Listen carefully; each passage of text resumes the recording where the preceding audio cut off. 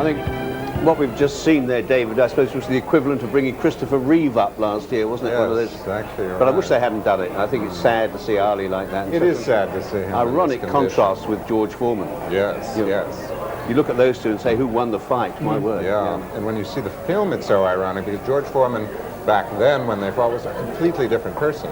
Yeah. He was very sullen and was the opposite image of what he is today. Yeah. It's a fascinating film. Yeah, I love the thing when, you know, when he made his comeback to boxing, he said, the old George Foreman is dead, but I've got his money. So what do you think of the show so far? Well, I've enjoyed it, you know. I think it's tighter than it usually is. Yeah. The opening sequence, I thought, was really wonderful, where brilliant, he wasn't it? inserted himself Yeah.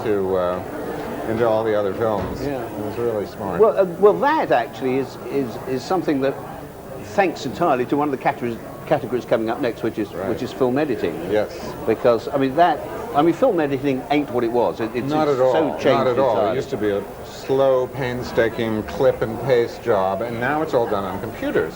It's completely changed the nature of the game and changed what you can do in editing. I mean, you can take a mountain and put it in the background of a scene. Yeah. It's become the line between editing and special effects has been blurred.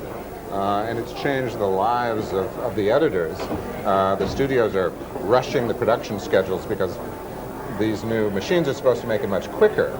But unfortunately, they're rushing them now, so they have no time to really think about the editing choices that they're making, because the studios want to save money. But certainly what they did with that Billy Crystal opening, I mean, that shows you what you can do with digital editing now. No, one of the curiosities about the editing nominations is that the Coen brothers have been nominated for Fargo, but they're calling themselves Roderick James. Roderick James, yes, using a pseudonym here. Yeah. I mean, does anybody know why, or is it just one of the I think it's mischievous the things they brothers' do? Odd sense of humor. I mean, Joel Coen is a very has a very dry wit. Yeah, I like the way they keep telling everybody that Fargo is based on a true story, which it is absolutely not. No. And the myth goes on and on and on. It's complete fiction. and people believe it. Tell them anything. Anyway, we'll now see whether they are actually going to win this editing award. Yes.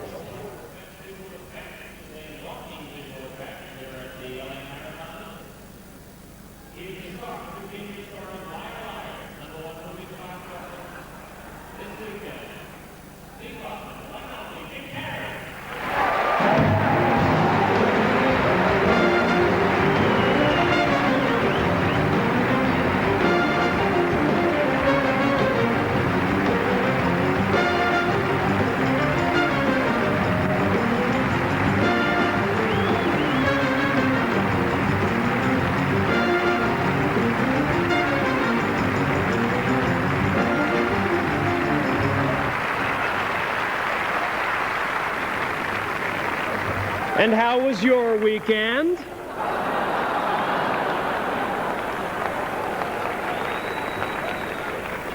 Mine was good. I'm here to present the award for Best Achievement in Visual Effects.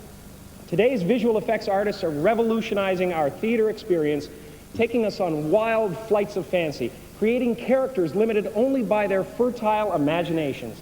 However, in the wrong hands, this newfound technology can be dangerous.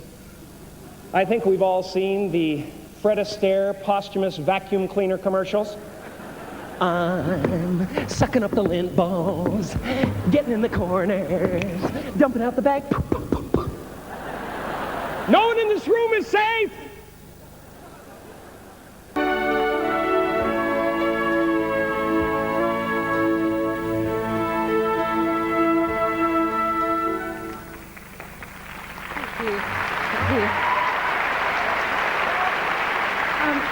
I would like to thank Doug McGrath, who's a wonderful person to work with, the producers of Emma, Harvey Weinstein, and everyone at Miramax, my agents, Richard and Lynn, my wonderful parents, my husband, family, friends, and for all their support. And lastly, all the musicians and team of people back in England who worked with me on Emma. Thank you.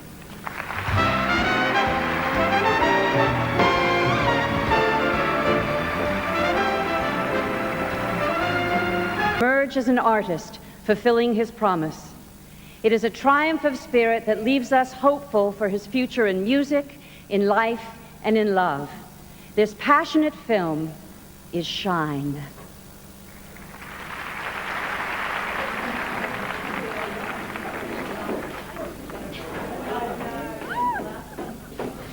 Your stray dog's back. You want me to get rid of him for you? Oh, sock it to us, Liberace.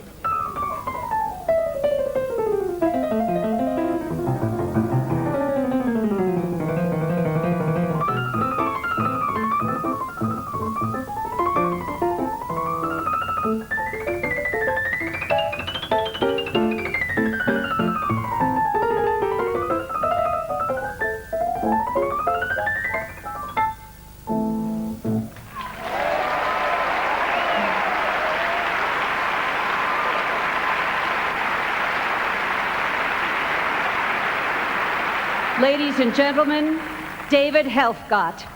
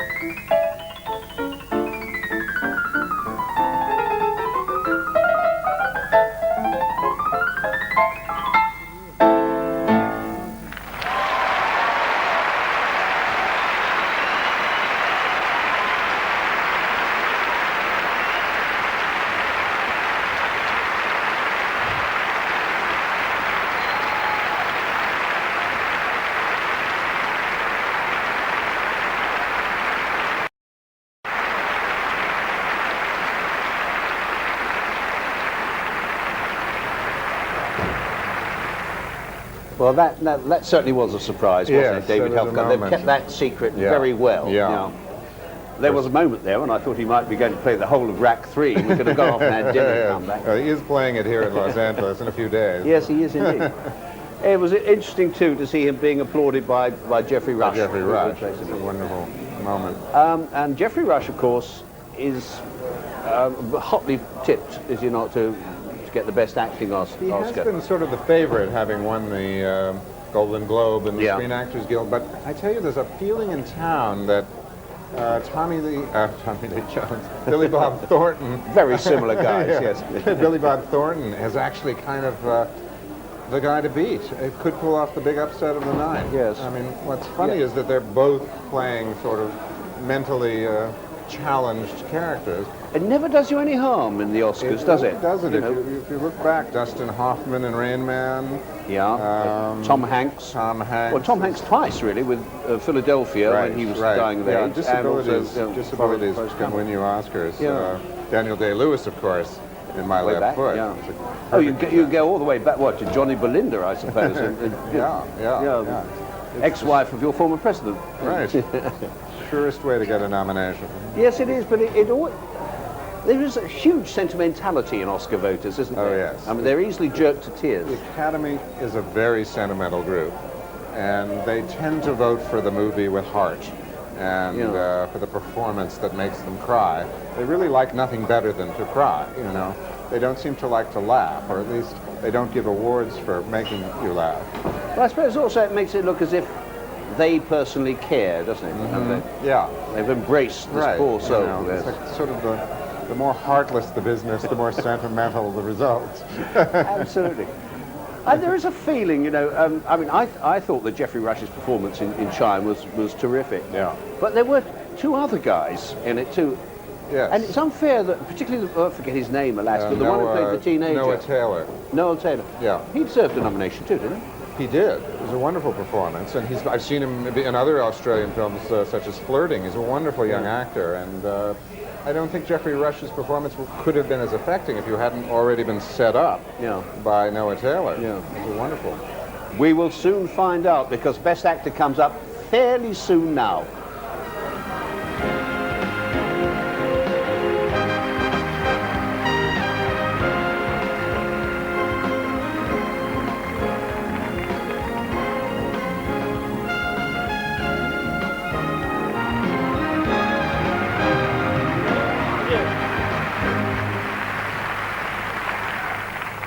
Working on a film, the director's most vital ally is the director of photography, known on the set as the DP. It's his job to act as catalyst between the audience's anticipation and the director's vision. DP is that member of our crew who practices both art and science in the pursuit of excellence. And the nominees who achieve that excellence are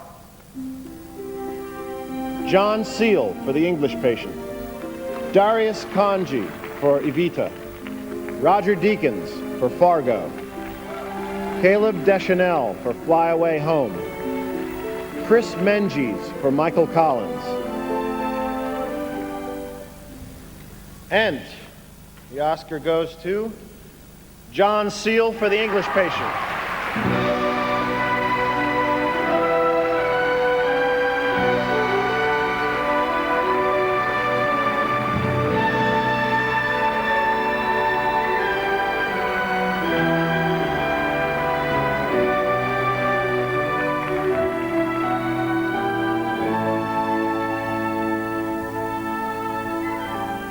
Thank you very much. Thank you to my congratulations to the other nominees and to the Academy. This is for Louise Derren and Brianna and Clement Linden from Mona Vale. Contrary to what you see, a cameraman or a cinematographer doesn't stand alone, and there's a big international crew back there that helped us make the film. On my side of it, it was headed by Tommaso Mele and Mo Flam.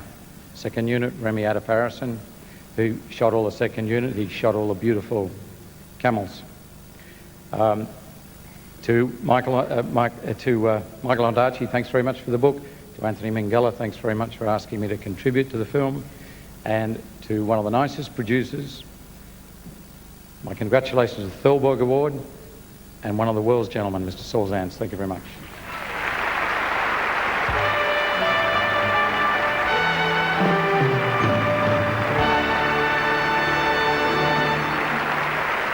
Well, the way things are going, aside from wheat and auto parts, America's biggest export is now the Oscar.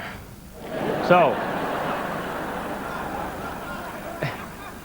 please welcome a beautiful actress, the star of Desperado and Fools Rush In, Miss Salma Hayek.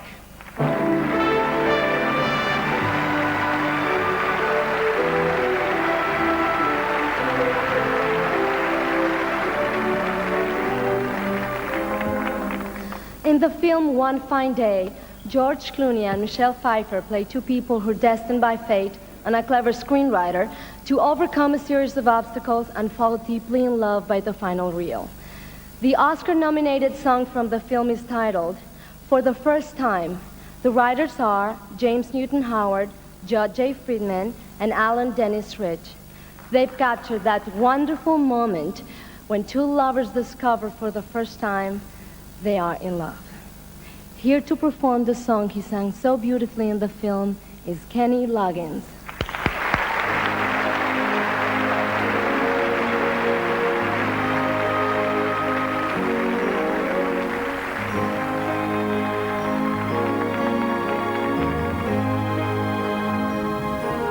Are those your eyes?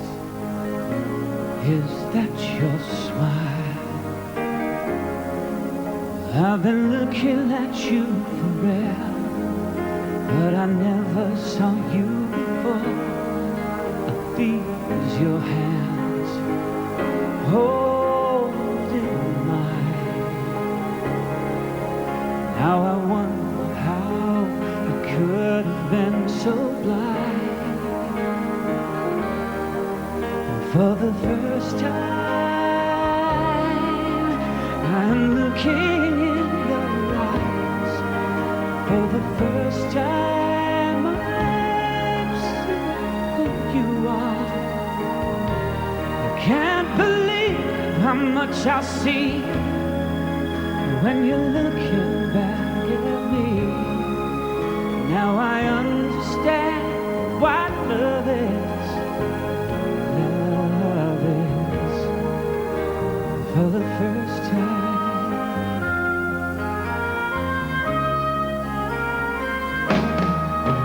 Such a long time ago, I had given up on finding this emotion ever again. But you're here with me now. Yes, I found you somehow, and I've never been more sure.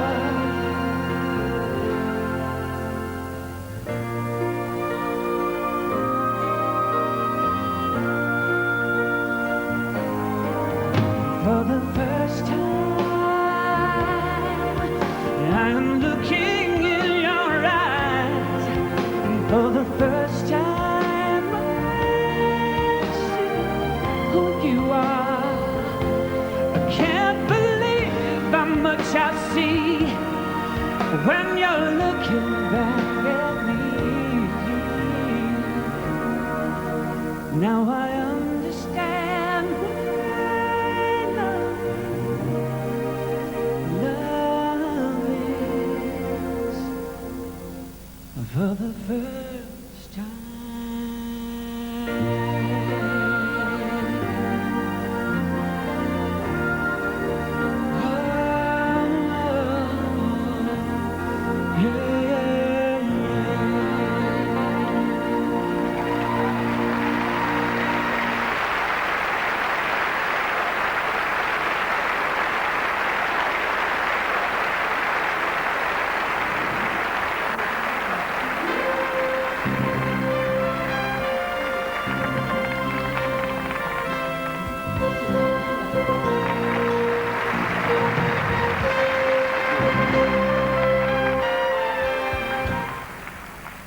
The Academy's Irving G. Thalberg Award is limited to creative producers whose body of work reflects a consistently high quality of motion picture production. Of course, this is not presented every year. But this year, the Board of Governors' unanimous choice is an honorable gentleman who exemplifies the Motion Pictures Academy's support of independent filmmaking. He was once my partner, he is still my friend, and I'm proud to say his name, Saul Zaentz.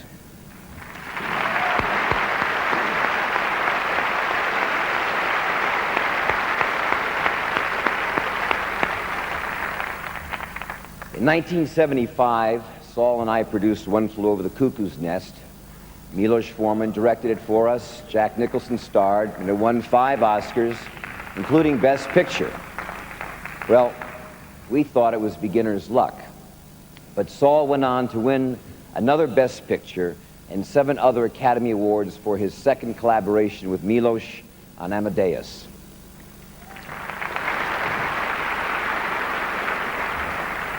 Saul's passion for reading, writing, and rhythm led him into the recording business, where he just completed his 42nd year with the company he built into the largest jazz label in the world.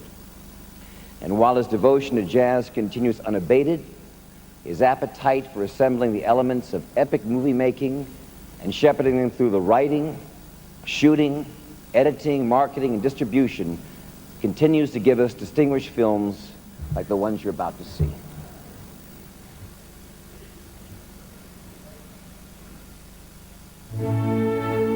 Saul Zaentz is a visionary producer. With strength, wit, and grace, he overcomes all the problems every film inevitably brings. He's made a wonderful career out of tackling the impossible. When he was trying to make One Flew Over the Cuckoo's Nest, nobody thought there could be a film about the inmates of a lunatic asylum.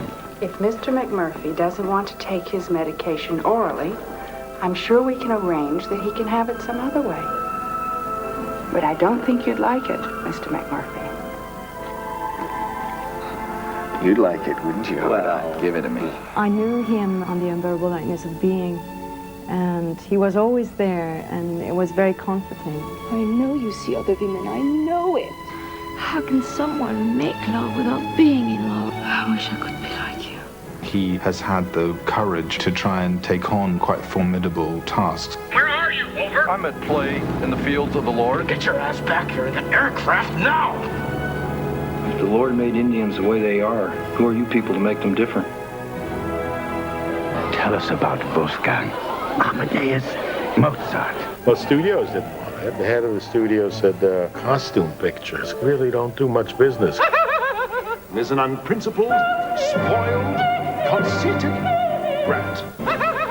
This one is a different kind of story. I don't think the film could ever have been made without him. I think I was a pilot. I was found in the wreckage of a plane at the beginning of the war. How do you know if you don't remember anything? Promise me you'll come back for me. I promise. I'll come back for you.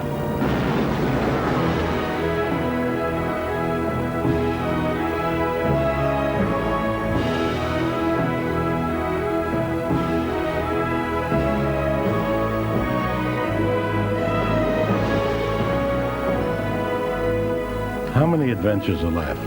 Filmmaking is one of them. Takes love, passion, obsession to come out here with the crew and do something that you know is going to be good. You don't know how good, but you hope it's going to be great.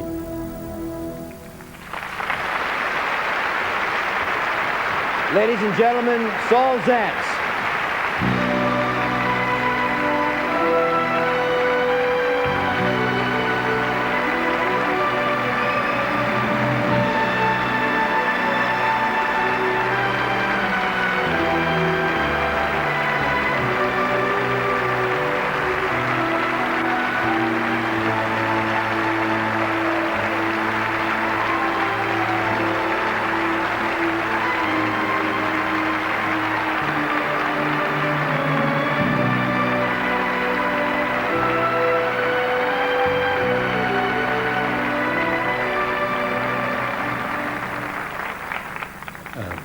Thank you, Michael.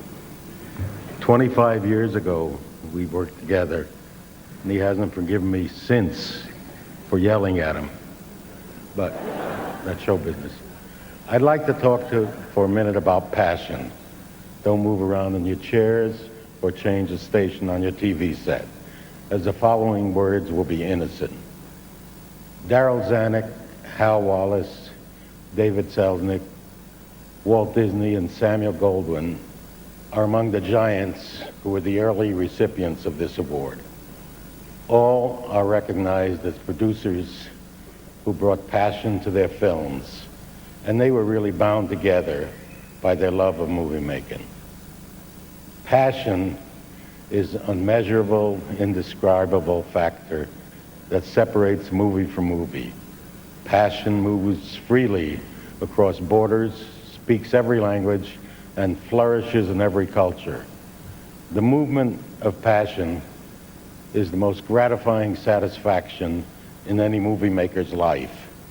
This happens when you see and hear people all over the world share their laughter, their crying, and their sudden gasps at identical screen moments. Samuel Hoffenstein, a poet and screenwriter, poetically wrote, "The Holy Grail is not in the finding, it is in the journey."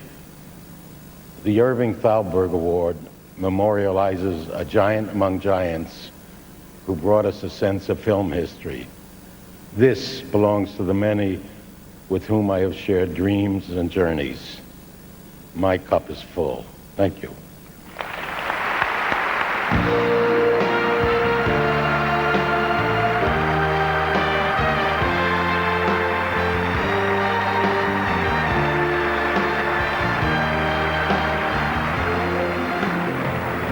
David, what with the Thalberg Award and 7 Oscars for his movie already, he must think it's Christmas, Sultan. Really?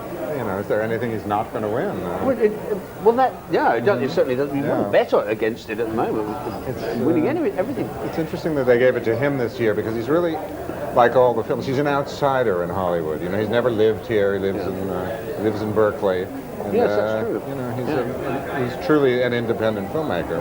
And he makes a lot of his films outside this country too, doesn't he? Absolutely. Yeah. But you know, I mean, he could very soon become the first producer ever to produce an Oscar-winning film in each of 3 decades. However, before that, we'll have the award for Best Actress, for which 3 of the nominees are British. Kristen Scott Thomas in The English Patient, the Golden Globe winner Brenda Blethyn in Secrets and Lies, and Emily Watson in Breaking the Waves. I was completely taken by the story and completely went on a real voyage with it and really, really loved it. Why did you follow me yesterday? I'm sorry, what? After the market, you followed me to the hotel. I was concerned for a woman in that part of Cairo, a European woman, and I felt obliged to. You felt obliged to? As the wife of one of our party. So why follow me? Escort me, by all means, but follow me is predatory, isn't it?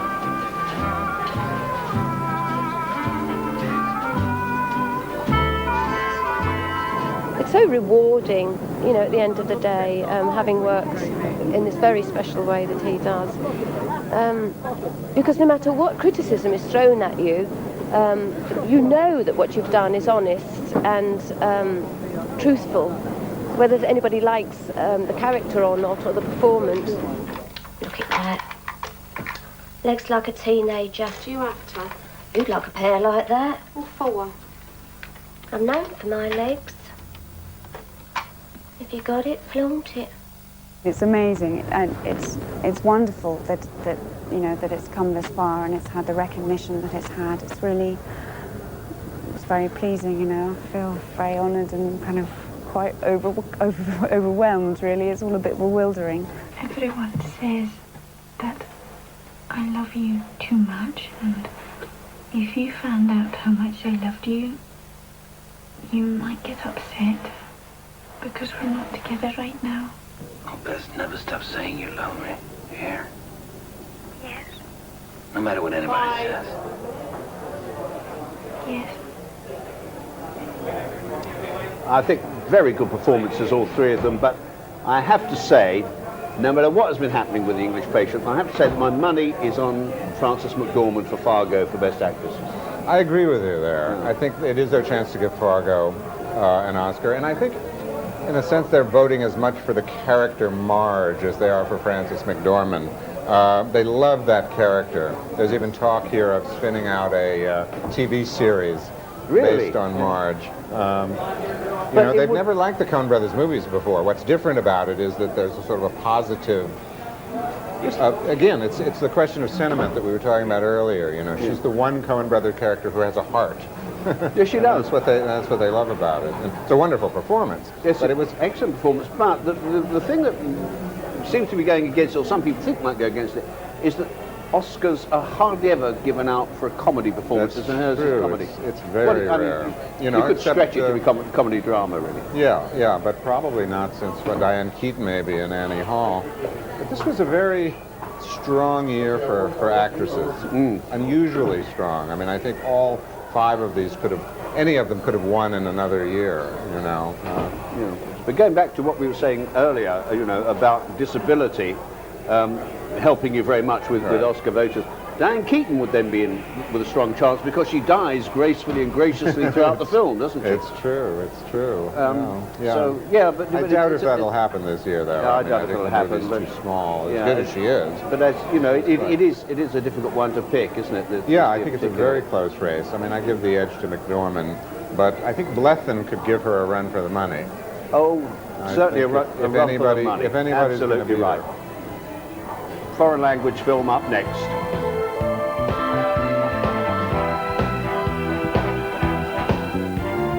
We got to keep this thing moving because George Foreman is hungry. One of tonight's foreign language film nominees is from Norway. It's called The Other Side of Sunday, or as we like to call it here, Monday. She's from... It was sort of easy, wasn't it? She's from the English Patient, and he's from the Johnson administration. Let me check that again. Let me roll it. It was easy, wasn't it? She's from the English Patient, and he's from the Johnson administration. It's a website joke. Please welcome Academy Award nominee Kristen Scott Thomas and President of the Motion Picture Association of America, Jack Valenti.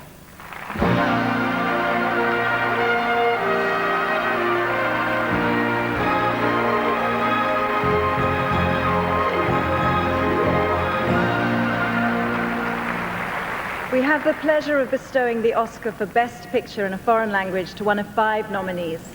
To millions of people around the world, Kristen, we're speaking a foreign language right now. And I might add, you speak it elegantly. Thank you. But the universal tongue is the language of movies.